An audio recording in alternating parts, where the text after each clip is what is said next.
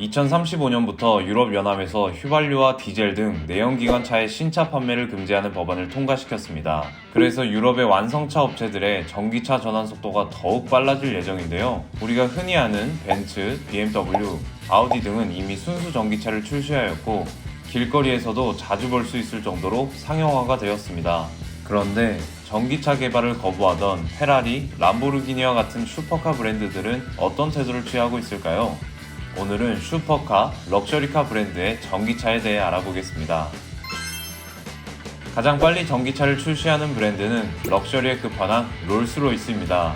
롤스로이스는 지난 2022년 브랜드의 첫 전기차인 스펙터를 공개했는데요. 스펙터는 100% 알루미늄으로 제작되는 전기차로 자체 하부에 700kg대의 대용량 배터리를 탑재해서 공차 중량이 무려 2,975kg으로 약 3톤에 육박하는 무게입니다. 또한 585마력, 출력 430kW, 토크 900Nm에 달하는 듀얼 전기 모터를 기존 엔진룸에 탑재하여 4초대의 제로백을 보여준다고 합니다. 롤스로이스의 첫 전기차인 스펙터는 올해 4분기쯤 받아볼 수 있다고 하는데요. 이후 2030년부터는 모든 신규 모델을 순수 전기차로만 판매할 방침입니다.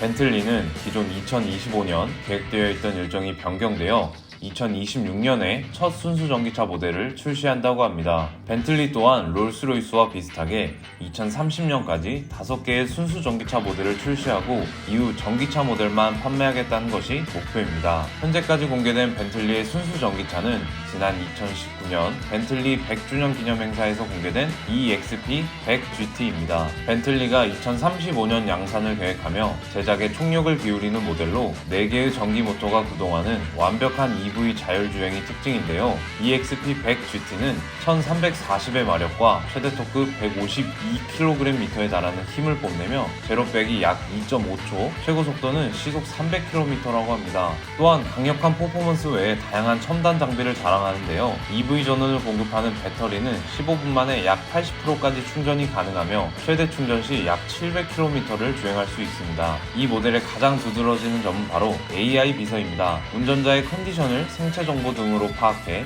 최상의 드라이빙 컨디션을 제공하는 AI 비서는 아이언맨의 자비스와 같은 경험을 선사할 거라고 합니다. 2026년에 나올 모델도 아마 EXP100GT 수준까지는 아니지만 비슷한 외형의 모델이지 않을까 추측하고 있습니다.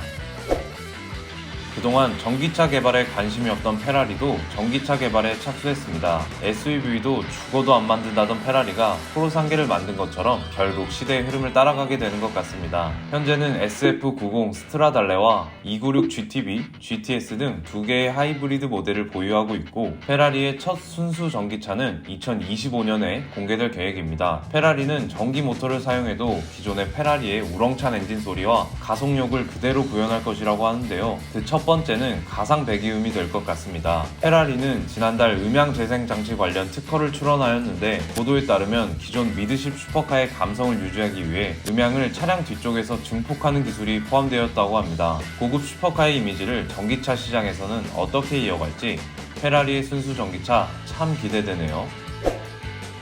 람보르기니는 슈퍼카 브랜드 중 전동화가 가장 느립니다. 올해 첫 하이브리드 차량을 선보일 예정이며 2024년까지 전 라인업을 전동화하겠다고 발표하였습니다. 람보르기니의 첫 순수 전기차는 2028년 중에야 출시될 전망입니다. 람보르기니 측은 핸들링과 배기음 등 슈퍼카의 감성을 살리기 위한 깊은 고민이 필요하기 때문에 상대적으로 오랜 시간이 필요하다고 설명했습니다. 특히 우루스의 경우 그 후속 모델은 순수 전기차로 출시될 가능성이 높다고 합니다. 이러다 페라리한테 자리 다 뺏기겠는데요?